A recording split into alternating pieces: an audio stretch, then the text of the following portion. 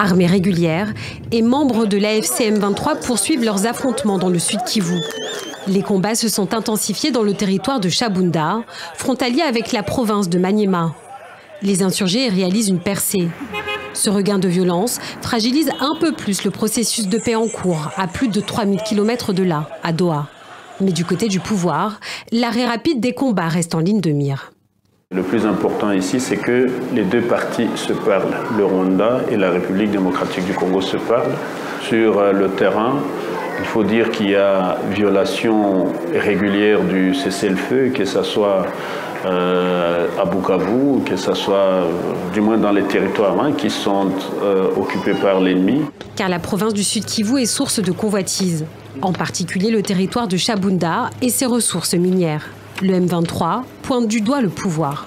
Cette posture belliciste, cette posture offensive ne facilite pas la tâche à la solution politique. Et nous demandons pour nous, et c'est ça notre position, nous demandons à ce que la médiation s'active suffisamment pour que nous puissions rendre impossible la reprise des hostilités. Nous sommes en train de nous défendre contre les assauts de la partie gouvernementale et nous nous défendons avec retenue. Les belligérants s'accusent donc mutuellement de poursuivre les combats, alors même qu'un 6e round de négociations entre le gouvernement et la FCM 23 aura lieu la semaine prochaine pour finaliser le mécanisme de cessez-le-feu. Ces tensions inquiètent au sein même de la société civile. Le fait de dire qu'il n'y aura plus les assises à Doha cette semaine, on a eu crainte et on commence à se poser mille et une questions. On s'est dit, est-ce qu'il n'y a pas encore les dessous des tables qu'on nous cache, qu'il n'y a pas de couloir humanitaire, il n'y a rien, nous souffrons, mais les accords tardent de ne pas être signés. Jusqu'à la semaine prochaine, les canaux de discussion restent ouverts. Il s'agit d'aller plus loin que la déclaration de principe signée par Kinshasa et le M23 le 19 juillet dernier.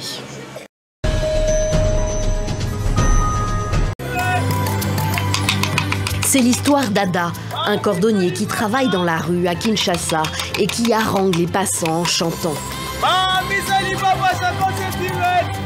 Un jeune qui essaie de s'en sortir, comme il y en a tant d'autres en RDC. Injustement arrêté par la police, puis emprisonné, la vie d'Ada et de sa famille va basculer. Ce court-métrage, c'est Adam Vainqueur, 21 ans, qui l'a réalisé et autofinancé. Il tient aussi le rôle principal. Le jeune homme gagne sa vie dans l'événementiel, mais veut en parallèle porter des films engagés et parler à la jeunesse, lutter contre le désespoir qui l'assaille, nourri par l'insécurité quotidienne. La justice sociale, c'est des arrestations arbitraires. Il y en a assez à Kinshasa. Aujourd'hui au Congo, il y a des gens qui ne sont pas des agents de l'État, mais qui se donnent justement et même une mission de se faire passer pour du roulage, pour des policiers, justement pour brutaliser les choses, arrêter des gens pour bénéficier de leurs biens. C'est ça la réalité qui se passe à Kinshasa. Et partant de cette réalité, beaucoup de personnes perdent des rêves. Son film, il l'a appelé Mbonge Africa, qui veut dire en lingala la vague ou la tempête en Afrique.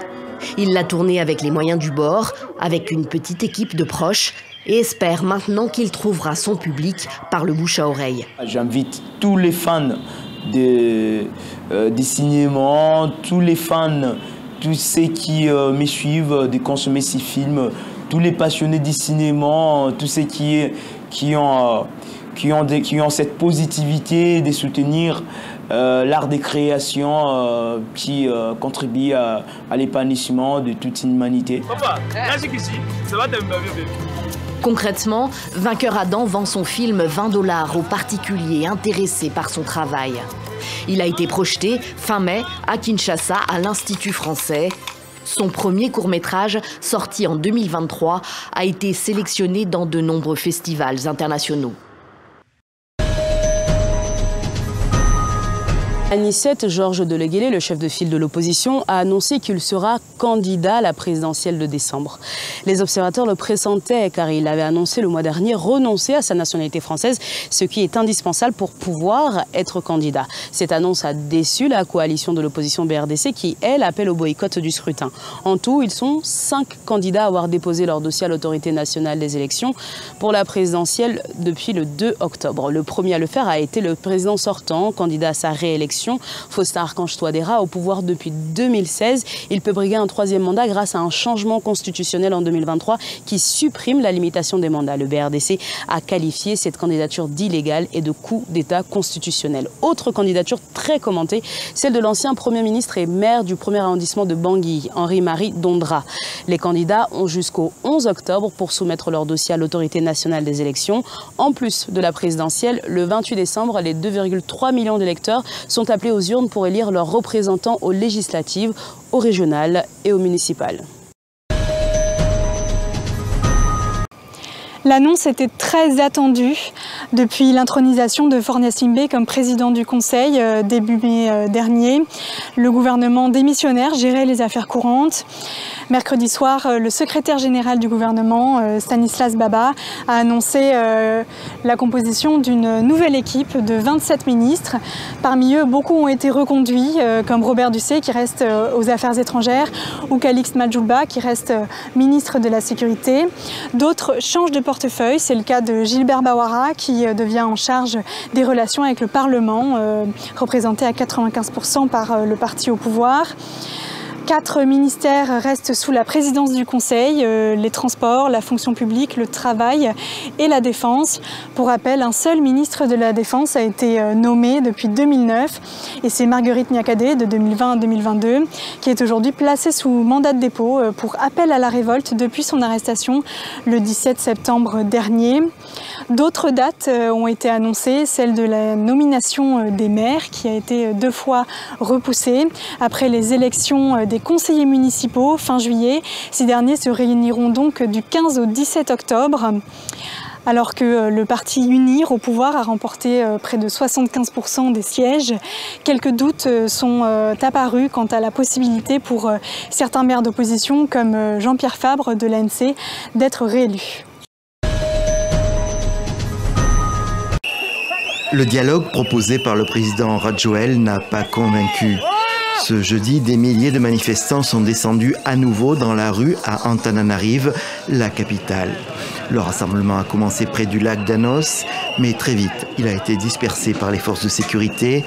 Ce mouvement dit de la Gen Z, commencé le 25 septembre, semblait un peu s'essouffler, mais ce jeudi, la mobilisation était forte et les manifestants se montraient toujours aussi déterminés. Ils sont corrompus, ils sont incompétents.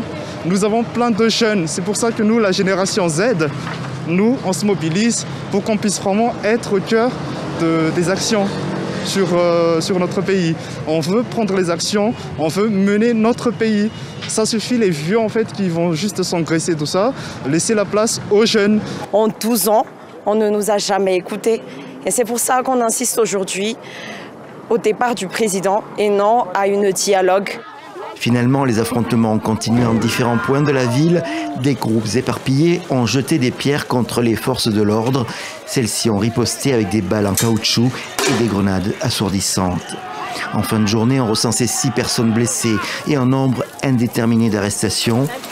Des associations s'inquiètent maintenant, selon leurs mots, d'une dérive militaire dans la gouvernance du pays.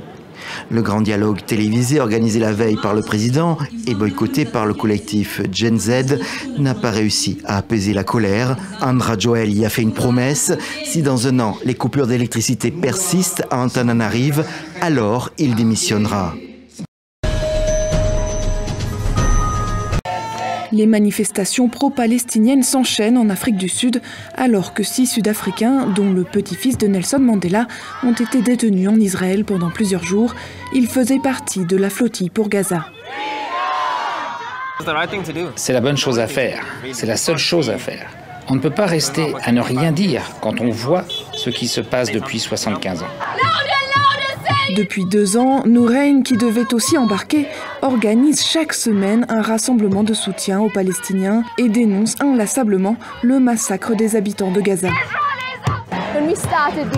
Quand on a commencé au début, il n'y avait qu'1 ou 2 voitures qui klaxonnaient. Maintenant, c'est quasiment 1 voiture sur 2 qui exprime sa solidarité, ce qui montre que les gens se réveillent. Les gens réalisent que ce qu'Israël fait va à l'encontre de l'humanité. On assiste à une famine provoquée par l'homme. Des gens sont affamés volontairement.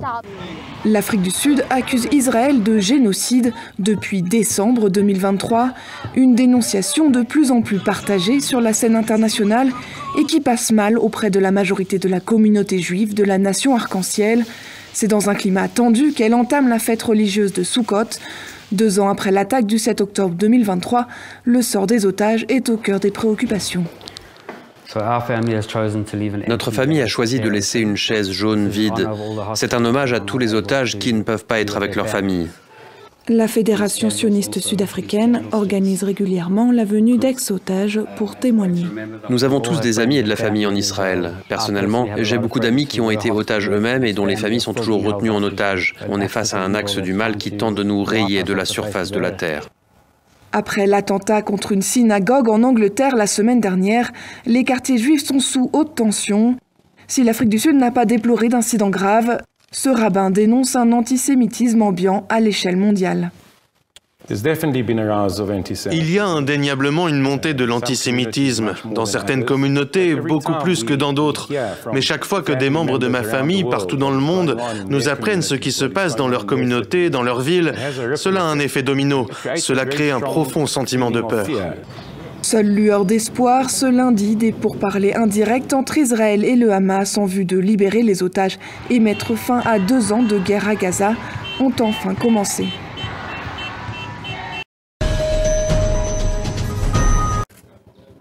Pendant des années, Malou Matapa et sa famille, 19 personnes en tout, ont tenu.